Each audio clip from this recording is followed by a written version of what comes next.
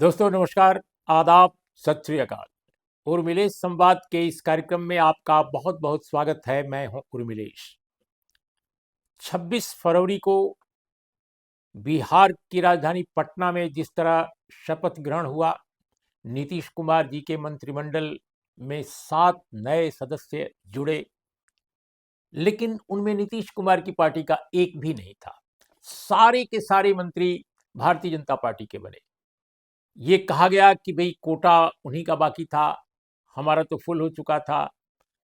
लेकिन चुनाव से ऐन पहले अगर मुख्यमंत्री किसी ऐसी पार्टी का है जो कोलिशन में, गठबंधन में भले ही दूसरे नंबर की पार्टी हो, वो हर हर चंद कोशिश करता है कि उसका भी कोई न कोई नेता, नुमाइंदा, मंत्री पद धारण करे। लेकिन सारे के सारे पद बीजेपी को मिले। और आप ध्यान से देखें तो अनुसूचित जाति, जनजाति, पिछड़े वर्ग के कल्याण के, या जो अत्यंत जो गरीब तबके हैं समाज के, जो सबाल्टर्न समूह हैं, उनके वेलफेयर के जितने डिपार्टमेंट्स हैं, सब पर भारतीय जनता पार्टी के नेता मंत्री पद पाकर काबिज हो गए हैं।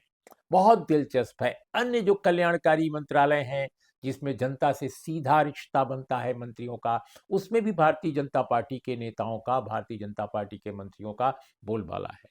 दोस्तों, ये बात सही है कि भारतीय जनता पार्टी ने बिहार की राजनीति में बहुत धैर्य के साथ काम किया है।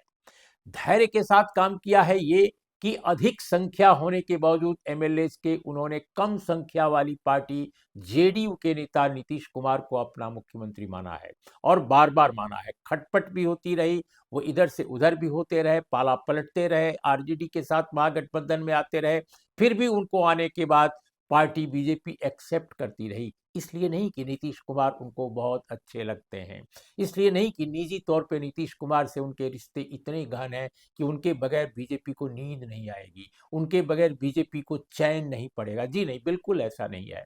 असल में कहानी है नीतीश कुमार के सोशल बेस को कैसे बीजेपी अपनी तरफ खींचे।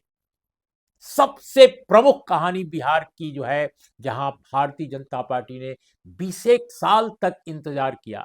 वो जानती थी कि नीतीश कुमार को देवता बनाए बगैर वह उस सामाजिक आधार को अपनी तरफ नहीं खींच सकती है जो नीतीश कुमार के साथ जुड़ा हुआ है।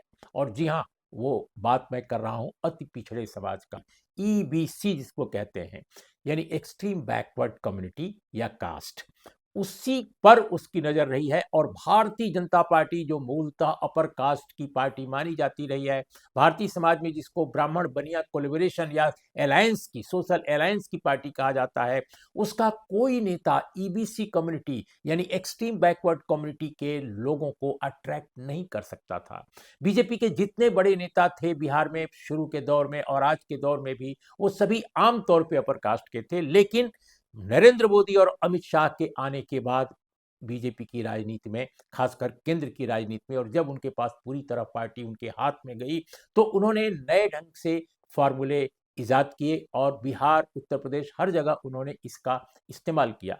अब आप देखिए, बिहार में भी जो नए पार्टी के नेता उभर कर आए हैं, पहले जो कार्यकर्ता थे उसमें बैकवर्ड कम्युनिटी के, दलित कम्युनिटी के, एक्सट्रीम बैकवर्ड कम्युनिटी और ओबीसी, सभी तरह के समुदायों के नेता आए हैं और इनको आगे किया है पार्टी ने, बड़े पदों पर पहुंचा है। जैसे अभी भी डिप्टी चीफ मिनिस्टर अगर एक भूमिहार कम्युनिटी के हैं तो एक बैकवर्ड कम्युनिटी के हैं। अगर स्पीकर को देखा जाए तो वो भी एक बैकवर्ड कम्युनिटी के हैं। केंद्रीय गृह राज्य मंत्री एक बैकवर्ड कम्युनिटी के हैं। इस तरह से बहुत सारे नेताओं को उसने उनका एक तंत्र बिछा दिया है पूरी की पूरी बिहार की राजनीति में अपनी ओर से। लेकिन इसके बावजूद एक्सट्रीम बैकवर्ड कम्युनिटी में और बैकवर्ड कम्युनिटी में अभी भी, दलित कम्युनिटी में अभी भी बीजेपी का बेस नहीं था। यही कारण है कि उसने न तो रामविलास पासवान को कभी छेड़ा, अगर वो नाराज भी किन्हीं कारणों से हुए तो उनको बकायदे फुसलाया गया, उनको एपीज किया गया, उनको उनको बकायदे तुष्ट किया गया कि भाई आप खुश रहिए।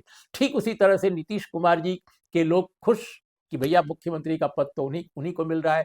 लेकिन मुख्यमंत्री नीतीश कुमार होने के बावजूद उनकी पार्टी का जनाधार खिसकता रहा उनकी तरफ से।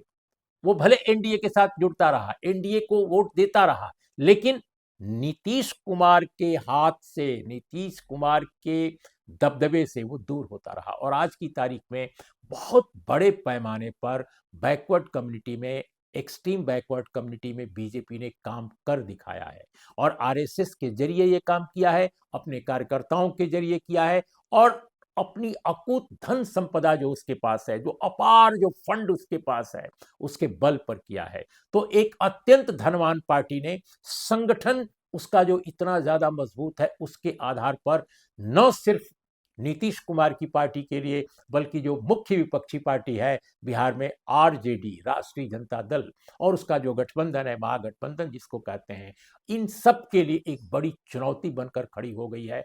वो पार्टी जिसके एक जमाने में 15, 18, 20 विधायक हुआ करते थे, आज वह इस विधानसभा में, जो अगली बार विधानसभा का चुनाव होने जा रहा है कुछ महीने के बाद, उसमें वो सबसे बड़ी पार्टी के रूप में इमर्ज करने के प्रति बिल्कुल आश्वस्त नजर आती है, बिल्कुल कॉन्फिडेंट नजर आती है और इस बार कोई चूक वो नहीं करेगी। यकीनन अगर उसको प्रचंड प्रचंड बहुमत मिले या ना मिले, लेकिन अधिकतम सीटें अगर गठबंधन में मिलती हैं तो इस बार वो किसी नीतीश कुमार को या किसी और दूसरे व्यक्ति को वह चीफ मिनिस्टर के रूप में बनाने की गलती नहीं करेगी। क्यों? क्योंकि इस बार सामाजिक आधार के स्तर पर भी उसने अपना दबदबा कायम कर लिया है और ये उसकी कामयाबी है।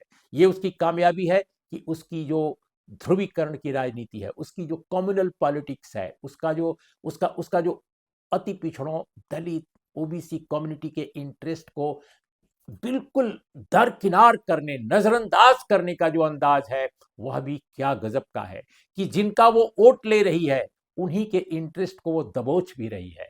जिनके जिनके जिनके आरक्षण को वो खा रही है, जिसके जिनके आरक्षण एफर्मेटिव एक्शन के तमाम जो पैमाने हैं, सबको नष्ट कर रही है, बर्बाद कर रही है, इसके बावजूद भी वही लोग उसको वोट भी दे रहे हैं। क्या कॉन्ट्रडिक्शन है, क्या विरोधाभास है। लेकिन इस विरोधाभास की कामयाबी जो है बीजेपी की, वो निश्चित रूप से जो जेडीयू, उसका जो गठबंधन सहयोगी है, उसको एक क्रेडिट जाता है। और आज की तारीख में दोस्तों, सच यह है कि जेडीयू के ज्यादातर नेता बीजेपी के अंदर एक तरह से माना जाता है कि सिमट गए हैं। भारतीय जनता पार्टी ही मानो उनकी पार्टी बन गई है। नाम के लिए वो जेडीयू के साथ हैं, लेकिन काम के लिए वो सारे के सारे बड़े नेता बीजेपी के साथ हैं। और नीतीश कुमार का जनाधार न सिर्फ पार्टी में, समाज में, बल्कि संगठन में उनके जो बिल्कुल विश्वस्त सहयोगी हैं, वह भी धड़क गया है। जो उनके अत्यंत निकटस्थ माने जाते रहे हैं, वो आज की तारीख में बीजेपी के टॉप नेताओं के अत्यंत निकटस्थ बन चुके हैं। ये अजीब ऑपरेशन है, एक ऐसा ऑपरेशन है बीजेपी ने जो बिहार में कर दिखाया है, जो आमतौर पे शायद ही किसी और प्रदेश में दिखाई पड़े। बहुत पहले एक बार, बहुत वर्षों पहले गोवा में हमने देखा था कि महाराष्ट्रवादी गोमांतक पार्टी को किस तरह से बीजेपी ने उसके कंधे पर चढ़कर गई थी राजनीति करने गोवा में, और इतनी ताकतवर बनी कि महाराष्ट्रवादी गोमांतक पार्टी खिसक गई और उसके ऊपर बीजेपी चढ़ गई और वो उसके कंधे पर चढ़कर राज करने लगी। और अब वो जमीन से लेकर कंधे तक वही है। महाराष्ट्र गोमांतक पार्टी का कोई नामो निशान नहीं दिखाई देता। बिहार में वैसा ही कुछ हो रहा है। इस बार जो नेता बने हैं, कुर्मी कम्युनिटी के, कोयरी कम्युनिटी के भी एक एक कैबिनेट मंत्री बनाए गए हैं और ये बड़े ताकतवर लोग हैं। इसी तरह से ईबीसी कम्युनिटी के बहुत सारे लोग बनाए गए हैं। तो मुझे ऐसा लगता है कि भारतीय जनता पार्टी ने राजमार्ग जो है अपनी विजय का बना लिया है। अब देखना है कि कई बार बिहार चमत्कार भी करता है। दलदली जमीन पर अगर कोई राजमार्ग बनता है तो कई बार फिसल भी जाता है, कई बार वो उसमें दरारें भी आ जाती हैं, कई बार धंस जाती है सड़क।